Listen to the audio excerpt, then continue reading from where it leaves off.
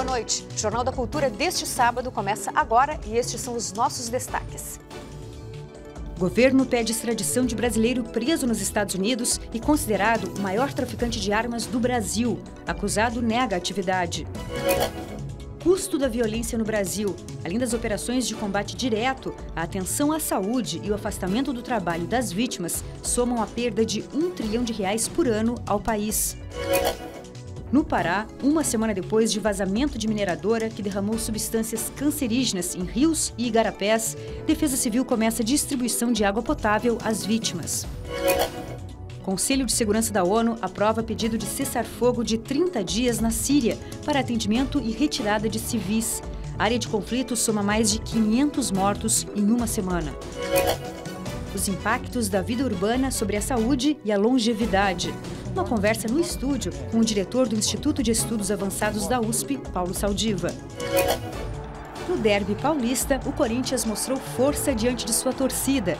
Depois de 3 jogos sem vitória, o alvinegro acabou com a invencibilidade do Palmeiras no Paulistão.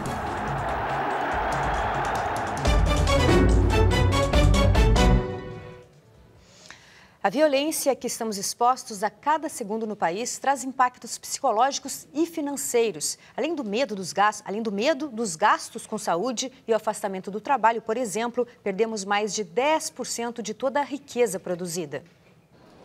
Eduardo recebeu alta hoje. Teve que fazer uma cirurgia na mandíbula. Motorista de aplicativo foi assaltado no carnaval. Para não ser morto, pulou do carro em movimento. Eu já estou do dia 12 para cá sem trabalhar, estou parado direto. E vou ficar mais uns 15 dias parado ainda. Cláudio também foi vítima de um assalto. Os bandidos estavam numa moto e fugiram depois de ameaçá-lo de morte. Fiquei muito traumatizado, porque eu pensava que realmente era meu dia ali. Eu pensei que eu ia morrer naquele dia ali. Aí eu fiquei uma semana sem trabalhar por conta disso. Toda essa violência tem um preço. As vítimas perdem a capacidade de trabalhar, a própria vida. E a sociedade tem que arcar com os gastos do Estado em saúde pública, policiamento, sistema de justiça, segurança. A conta é alta. A violência no país consome até 13,5% do PIB, quase R$1 trilhão. As estatísticas revelam números de uma guerra. Só os assassinatos chegam a cerca de 60 mil por ano no país. São 29 homicídios para cada grupo de 100 mil habitantes. Até agora, as diferentes políticas adotadas pelos governos não têm surtido o efeito esperado. Segundo este especialista, a forma do crime se organizar mudou, mas as polícias agem como há 30 anos. Cerca territórios. Nós sabemos que isso resulta em mortes e, sobretudo, muitas vezes em mortes de muitas pessoas, civis, trabalhadores que nada têm a ver com o crime, tá certo? E, sobretudo, crianças, né? E, tragicamente, muitas vezes indo para a escola ou nas escolas. Para acabar com esta defasagem no combate à violência, é preciso modernizar a polícia e treinar para que ela proteja o cidadão. Mas há outras frentes de ação. O problema da segurança envolve também o sistema de justiça criminal. Então, por exemplo, é preciso investir em investigação policial. Nós temos que ter penas alternativas, nós temos que ter mecanismos que façam com que a prisão seja evitada, porque essa superpopulação é o sementeiro do crime organizado nas prisões. Então, você tem que ter o quê? Você tem que ter uma política de progressivo desencarceramento, né?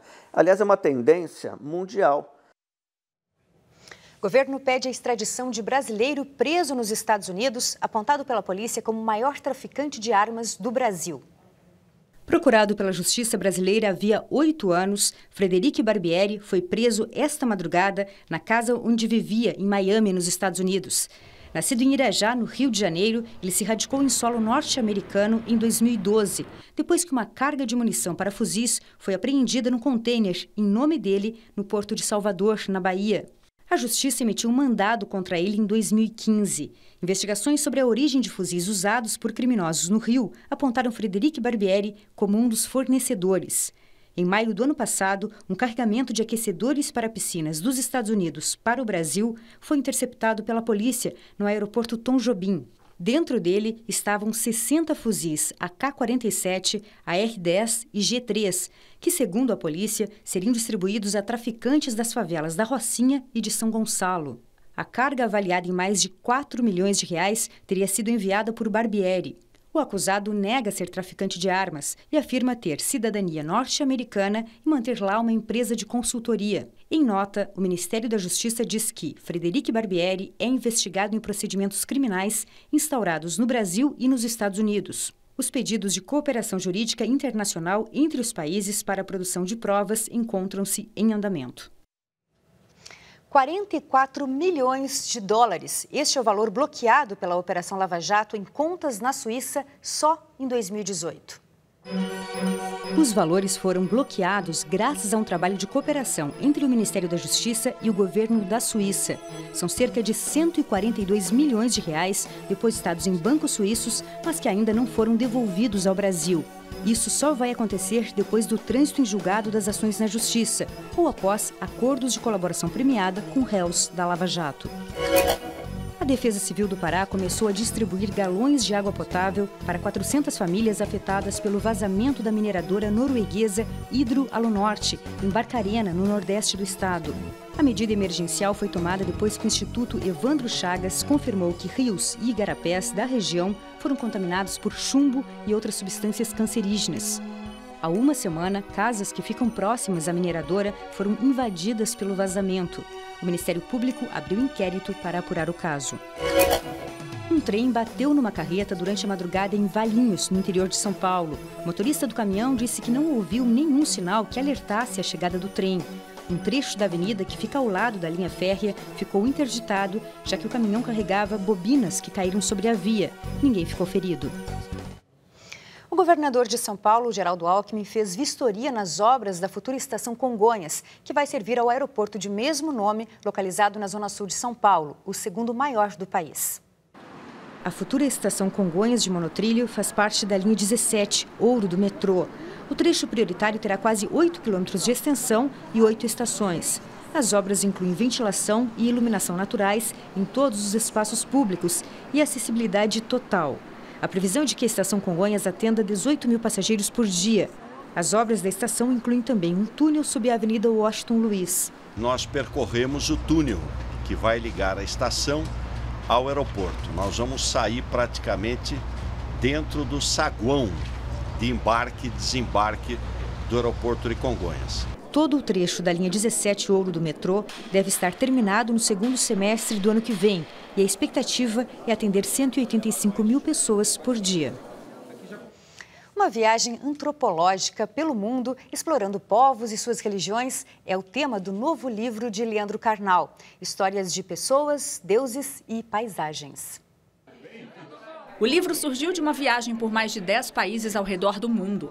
O historiador e comentarista do Jornal da Cultura, Leandro Carnal, e o fotógrafo e geógrafo Adriano Gambarini apresentam lugares que têm um significado especial quando se trata da origem dos homens e seus deuses. Quando você vai ao interior de Papua Nova Guiné, quando você vai ao Serengeti, no coração da África, você está vendo coisas completamente diferentes. Você está vendo um desafio de alteridade, ou seja, um outro ser surgindo, uma outra pessoa surgindo, outras culturas, outras civilizações. Esse distanciamento é de uma riqueza única. Distanciamento faz você tomar consciência de quem você é e descobrir, acima de tudo, que seu ponto de vista não é único no mundo.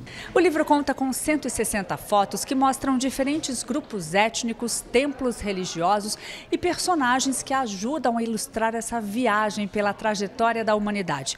Algumas dessas fotos foram escolhidas e estão aqui em exposição até o dia 10 de março na Casa do Saber. Ao mesmo tempo que a gente fez uma viagem em busca da história e a relação dos deuses e da humanidade, eu percebi que a gente estava fazendo uma viagem também sobre a história da formação da Terra como planeta. É um livro de imagens. Imagens não são apenas registros, mas imagens são interpretações do olhar. E veja daqui a pouco como a vida nas grandes cidades afeta a saúde e reduz a longevidade. A gente volta já.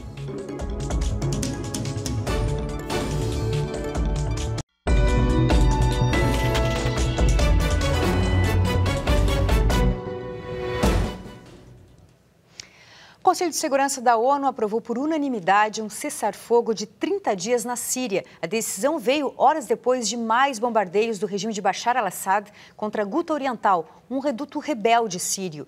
Em uma semana, 500 pessoas já morreram. Os bombardeios aéreos e de artilharia entram no 7º dia. E só neste sábado já mataram 21 civis.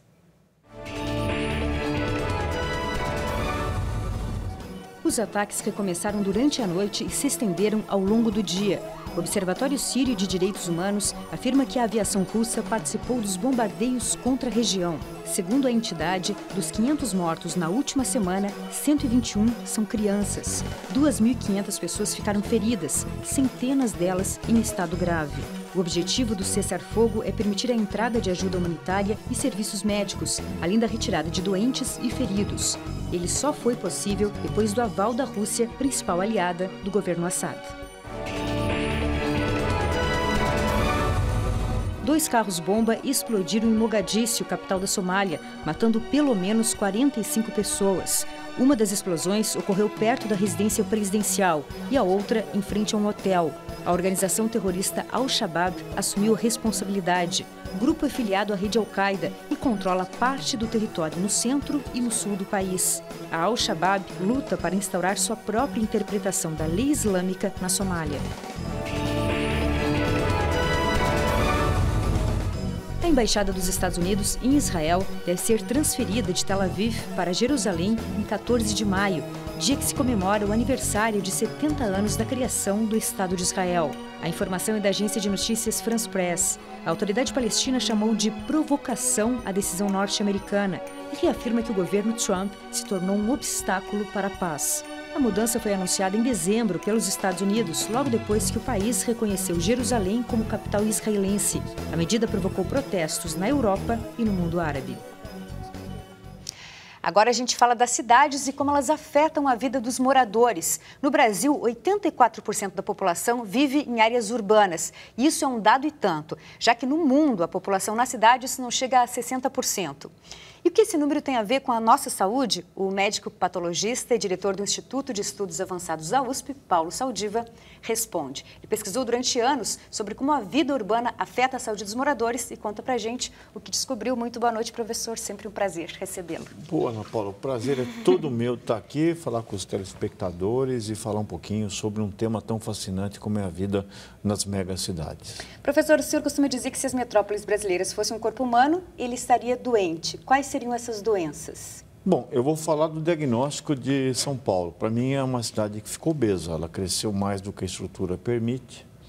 Eu acho que ela tem um pouco de aterosclerose, porque trombos veiculares, os veículos entupiram as suas artérias. Nós temos diarreia aquosa para os rios, temos um pouco de insuficiência renal porque a gente não trata a água, febre nas ilhas de calor, quando chove faz edema, quando não chove desidrata.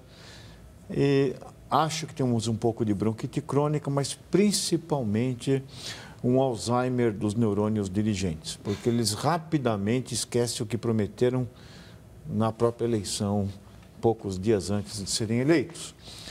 E isso faz com que a cidade vá crescendo de forma um pouco desigual, e quando a cidade fica muito grande e muito desigual, ela deixa de ser um ponto de encantamento, de encontro de pessoas, de desenvolvimento do espírito humano, e passa a constituir-se também um problema de saúde.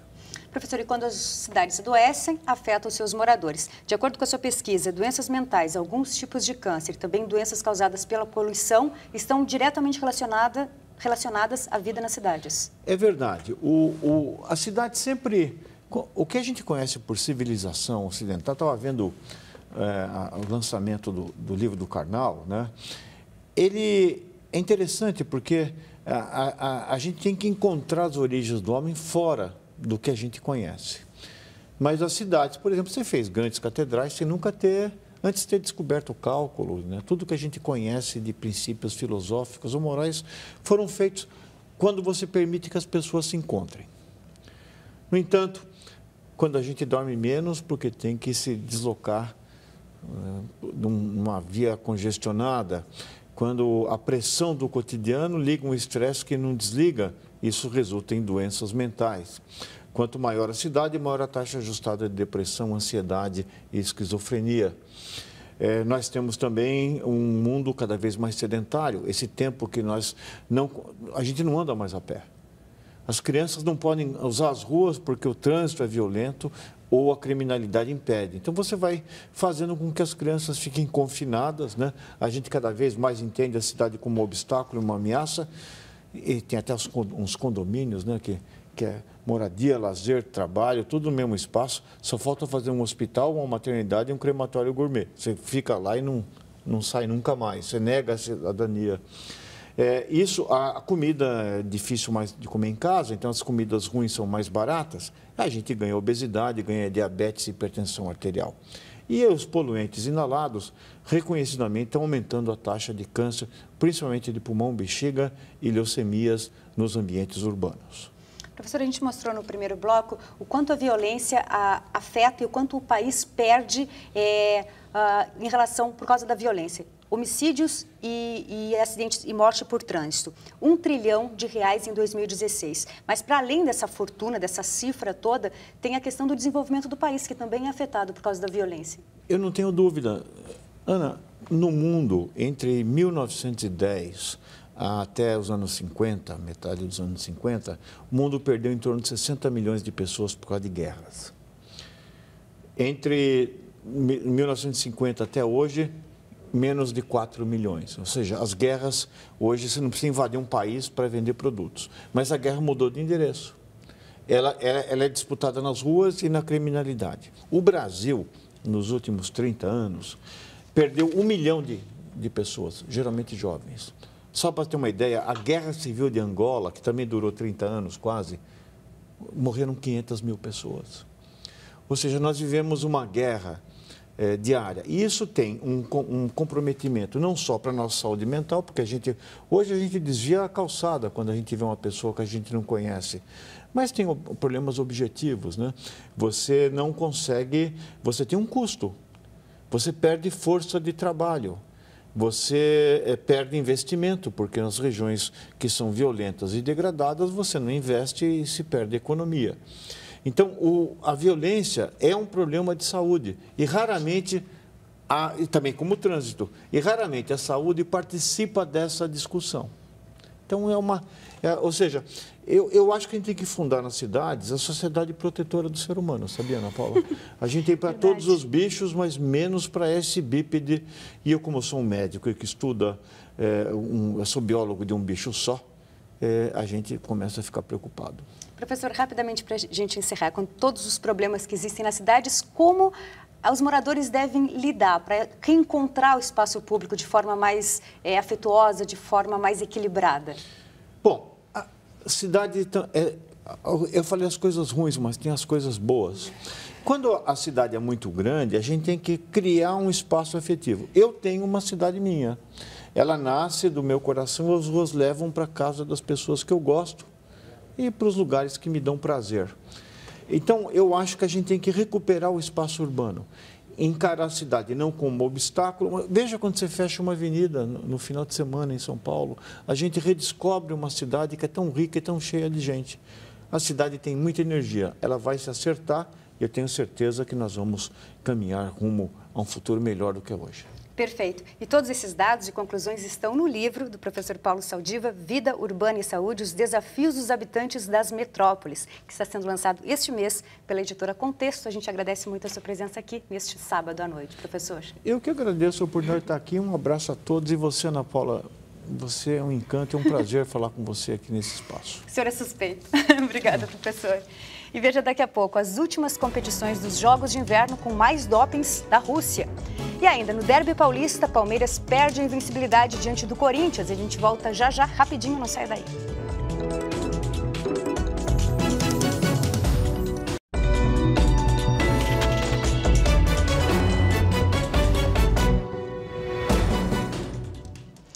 O sábado teve 2 clássicos pelos estaduais no Rio de Janeiro e São Paulo. Na capital paulista, o Corinthians, empurrado por mais de 40 mil alvinegros, venceu e acabou com a invencibilidade do Palmeiras. No Fla-Flu, vitória tricolor por 4-0. No Clássico Paulista, o Corinthians jogou em casa e, com o apoio da torcida, abriu o placar com o Rodriguinho. Num lance de habilidade, ele se livrou dos marcadores e mandou para a rede. No segundo tempo, o goleiro do Palmeiras, Jailson, atingiu René Júnior dentro da área e o árbitro marcou pênalti e expulsou o goleiro. Na cobrança, Jadson mandou a bola para fora. O Corinthians ainda teve outro pênalti. Rodriguinho driblou Thiago Martins e foi derrubado por Dudu. Dessa vez, quem bateu foi Cleison. Final, Corinthians 2, Palmeiras 0.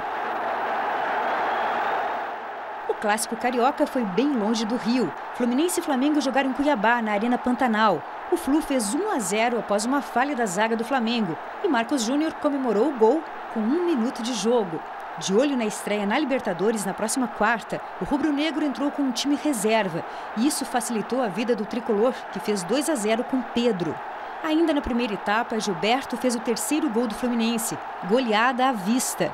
E no segundo tempo teve mais um gol de Marcos Júnior, 4-0, placar final. Na Europa, o Liverpool venceu pela Liga Inglesa e na Espanha, os rivais Real Madrid e Barcelona golearam. Veja como foi. Na Inglaterra, o Liverpool goleou o West Ham por 4-1. Henry Khan, após escanteio, marcou de cabeça e abriu o placar para os Reds. O egípcio Mohamed Salah, em grande fase, marcou o segundo. O terceiro gol do Liverpool foi do brasileiro Roberto Firmino, num belo toque na conclusão. Michael Antônio diminuiu a desvantagem para o West Ham.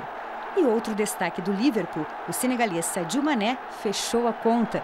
Com esta vitória, o Liverpool chega à vice-liderança da Premier League e agora torce contra o Manchester United, que joga amanhã para se manter na segunda colocação.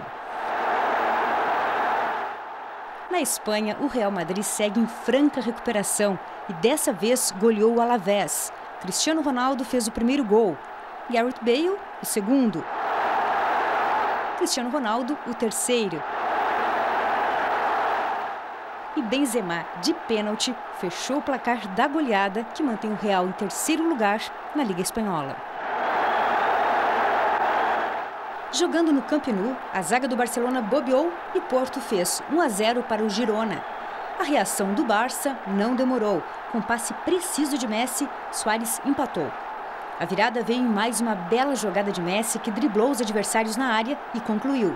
Messi de novo marcou, dessa vez de falta.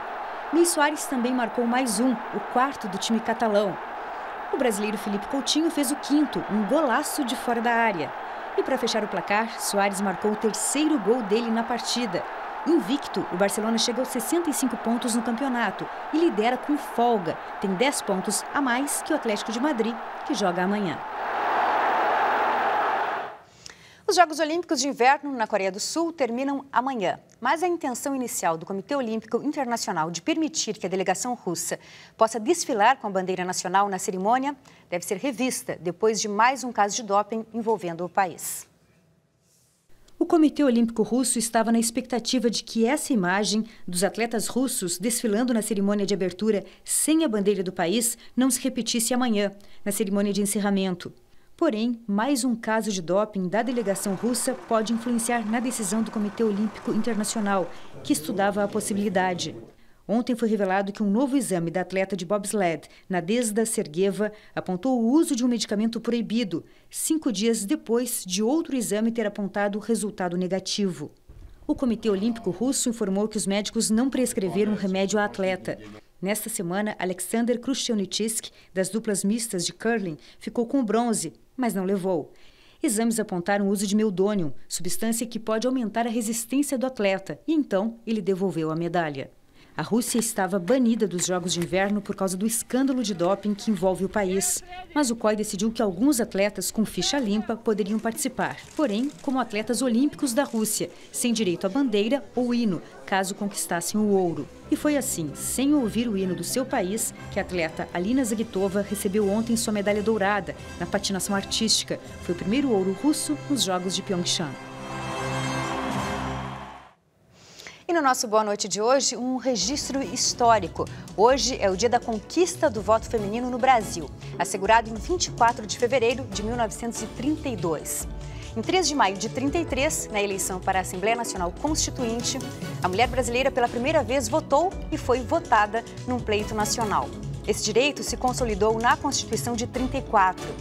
No ano 2000, superamos em números absolutos o de homens entre os eleitores no país. E em 2016, nos tornamos maioria em todos os colégios eleitorais brasileiros. O desafio ainda é ampliar a representatividade feminina no resultado das urnas, o que provavelmente seja só uma questão de tempo. Para você, uma ótima noite a todos e até a segunda ao meio-dia. Tchau!